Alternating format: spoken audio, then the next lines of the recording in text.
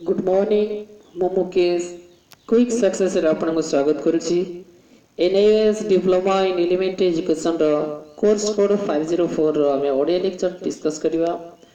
तो आपन course code 504 रे रो ब्लॉग 1 यूनिट 1 रो टॉपिक आपन को 1.2 शिक्षार्थी चिंतन रो विभिन्न उपाय आज हमें डिस्कस करिवा।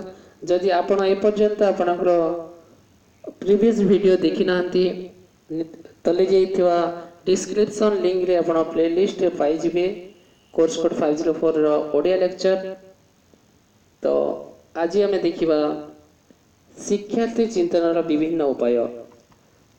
आपण आपनकर परिवार स्कूल रे बाजार रे रास्ता कड़े रे आपनकर चतुष्पार्श्व रे सबुआडे अनेक पिलांक संस्पर्श रे आसीथिबे।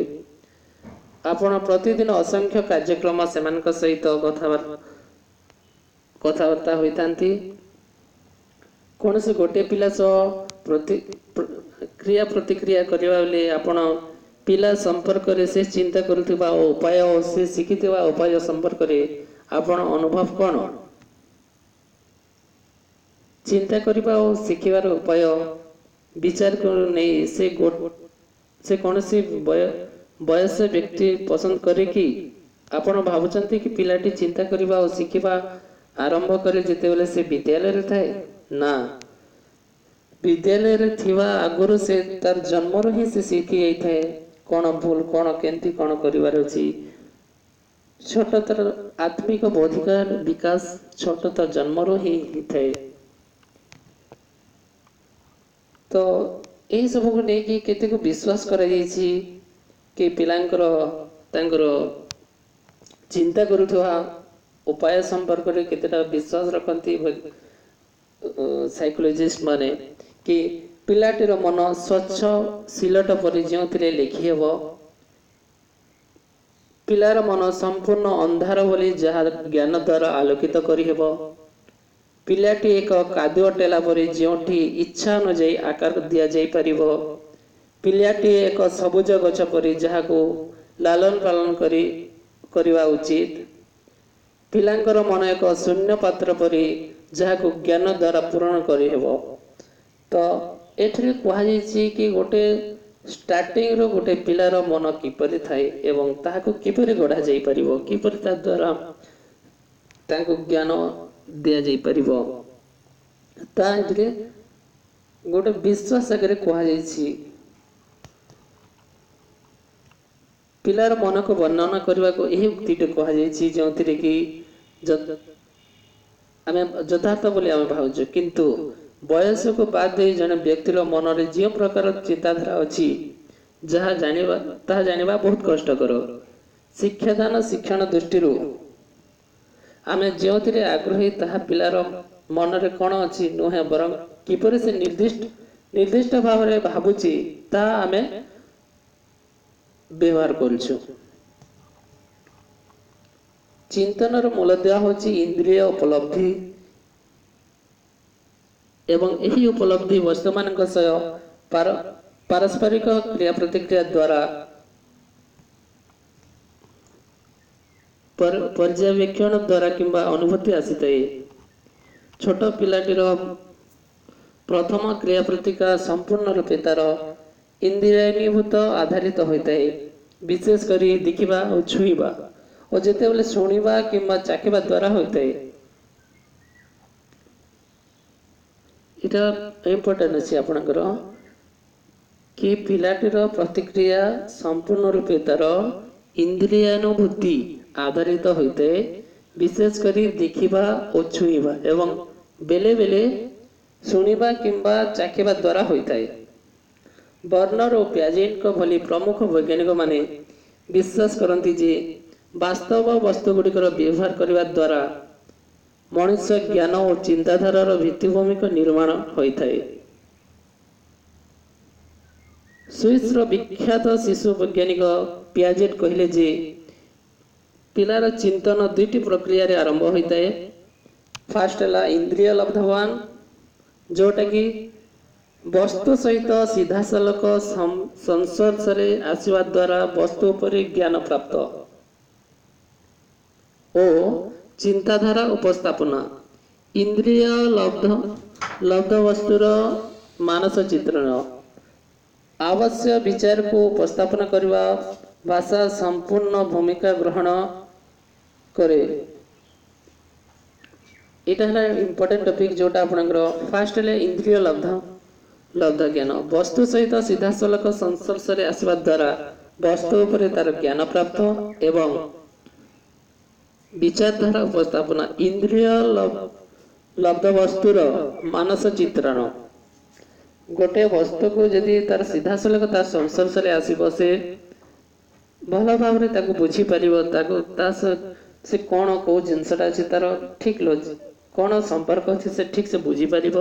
ये हला पियाजेंट को फास्ट मत एवं सेकंड मत हला इंद्रिय लब्ध वस्तुर मानस चित्रण तार जो आकार अच्छे ताको आकलन करिबा ताको स्मरण करिबा ताको चित्रण करिबा ये हला पियाजेंट को सेकंड नियम।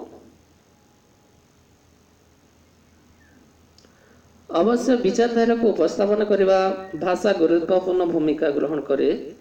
शिक्षक भाव शिशुर चिंतन को बिना बाधा विघ्न त्वरान्वित करने आमको इंद्रिय लब्ध ज्ञान पाइबा नियम गुड़िक मन रखा हेब।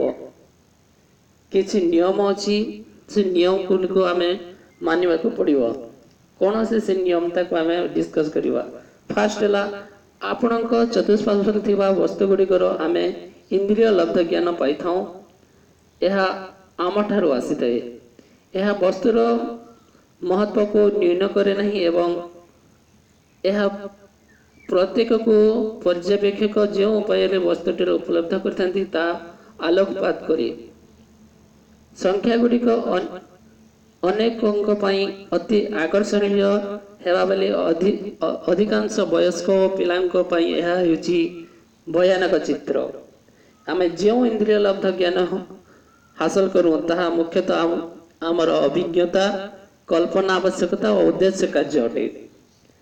तो कहवा कथा कि आम जो चारिपटे आम जो जिते भी इंद्रिय लब्धवान ज्ञान करिथाऊ ताहा काहाकू कठिन लगे तो काहाकू सरल लगे।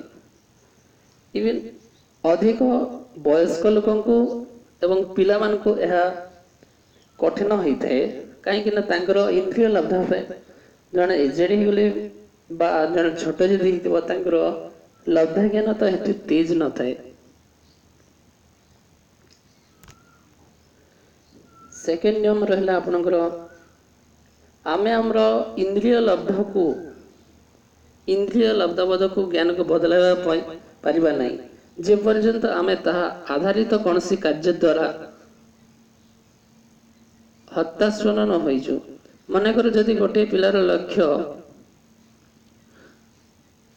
कला कि तार माँ दुईटी अटा को गुलाई मिसाई गुटे कले और से एक रुटी तैयारी कला बेले से तार इंद्रिय लब्ध ज्ञान 1+1=2 हेबो। से यही धारणा को बदलेब नहीं जे पर्यंत से एक कठिन वस्तु बा बाटी को अन्य सही जातीय सहित न मिसाई। जेहेतु आमर इंद्रिय लब्ध ज्ञान आमठू एवं अतीत अनुभूति आसी थाए यह सत जे प्रत्येक व्यक्ति समान जिनस को अन्य रूपे ग्रहण करथाए। भाव विनिमय जिते बेले हम से दुई जन उद्देश्य कल्पना और अनुभूतिर समान हेबो। ये नियम रे कहि कि गोटे छोट तर अनुभव छोट छुआ जदि देखिबा गोटे प्रैक्टिकल जिनिस को सेते बेले अनुभव करि परिबा कि हाँ 1+1 मिसिल 2 माने दुईटा अटा गोलाकार को मिसे के जदि गोटे रिटी करि जाउछि ताले दुईटा जिनिस गोटे मिसी के गोटे होउछि बोली से बुझी पारिबो प्रैक्टिकली। यार अर्थ होछि कार्य करिवार कारण होते वर्षा जिते बेले हुए किछि लोक आश्रय पाई दौड़ी पलांती तो किछि वर्षा रे नाचिबो पाई उपभोग करती से माने कार्यकलाप रो सेमानकर उपलब्धि जणा पड़े। 1 पॉजिटिव एंड 1 नेगेटिव वस्तुटी जिते बेले प्रत्यक्ष पर्यवेक्षण निमित्त क्षेत्र थाए यार मानसिक स्तर रे चित्र गठन द्वारा प्रणाली को उपस्थापना कहुए। एटा इम्पोर्टेंट वस्तुटी जितेबले प्रत्यक्ष पर्यवेक्षण निमित्त क्षेत्र रे न थाए यार मानसिक स्तर रे चित्र ग्रहण करने प्रणाली को उपस्थापना कहुए। यही स्थिति रे पिलाटी भाषा व्यवहार करी तार मन रे थिबा वस्तुटी को वर्णना करने को चाहे। तेणु भाषा हेउछि भावनार बाहक।